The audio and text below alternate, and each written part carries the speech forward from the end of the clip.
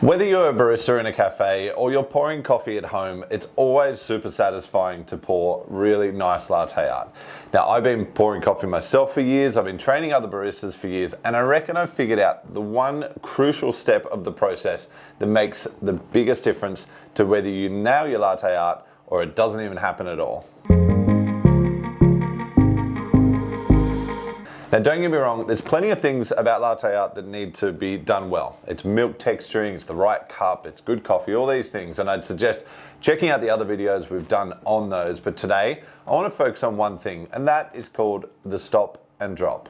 Firstly, the stop. This is the gap between blending your coffee and doing your latte art. Once your cup is about 3/4 full of well blended coffee and milk and you've got that canvas to pour on, I'd suggest stopping. Now, we don't want to stop for too long before we do drop. That 2 seconds is probably the max you can do because otherwise it doesn't blend nicely back through. So it is a swift motion, but stopping, there's a couple of reasons I'd suggest it. Firstly, if you don't stop and you've been blending in a circular motion and you go back in to do your latte art, you might just twist your pattern. But the main reason is that you might not realize, but as you're blending, you're actually pouring the hot milk out of the jug. The froth is actually lighter and actually sinks to the bottom of the jug.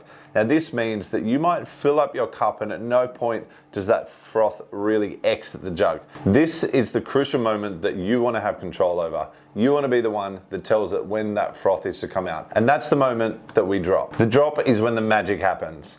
So once you've got your mix done, you've stopped for 1 to 2 seconds and you come back in with conviction. This is the moment that any froth that has been collecting down at the bottom of the jug is going to come flying out. Now, you need to have some good speed if you're learning. Maybe you're a bit apprehensive, and that can often be the thing that doesn't allow that froth to actually exit the jug.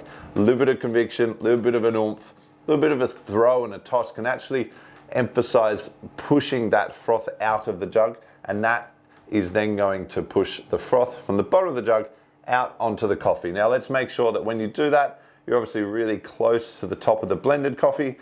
That way, the milk's gonna flow through that espresso. Start your latte art, and at that point, don't back off.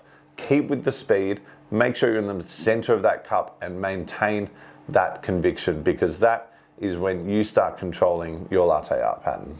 The thing is to make sure that you don't lift up, because otherwise you'll just start blending again. And also think about the position of your spout, ensuring it's aiming for the middle of the cup. And that way your froth that's now flowing through your espresso will have a good opportunity to hit the other side of the jug and continue to make a beautiful pattern for you. Once you've mastered the stop and drop, now you can practice your tulips. Tulips are just stop and drop constantly. You can drop as many times as you can. You just got to add the push. So check out our other video on how to do the tulip pattern. The best latte art is when you're in control. It's when you know that you're blending and you know that you're going to do a pattern. You choose the moment when you start drawing or when you want to lift up and pull through or drop down again. And that's when you obviously get to the crazy guys that do all the amazing latte art and they have complete control of their drop. It's this technique that you really need to nail. All right, my quick tips on how to practice this technique. Just start with water. Grab yourself your picture of water and a cup that you want to practice on and start practicing the motion. Then I'd move on to steaming some milk.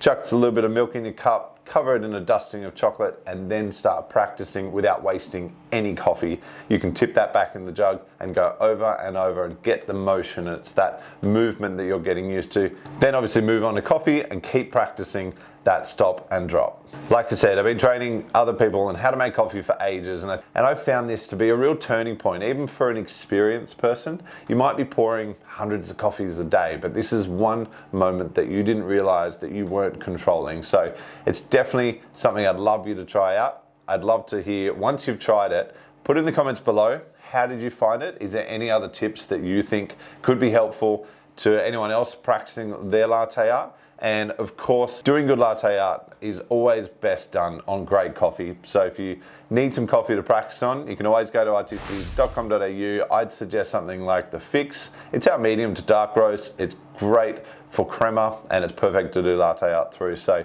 grab yourself a bag of that and let us know how you go in the comments below. Be sure to subscribe to the channel and like this video. Hit the bell icon so you get notified of all future videos. Thanks. I'll see you next time.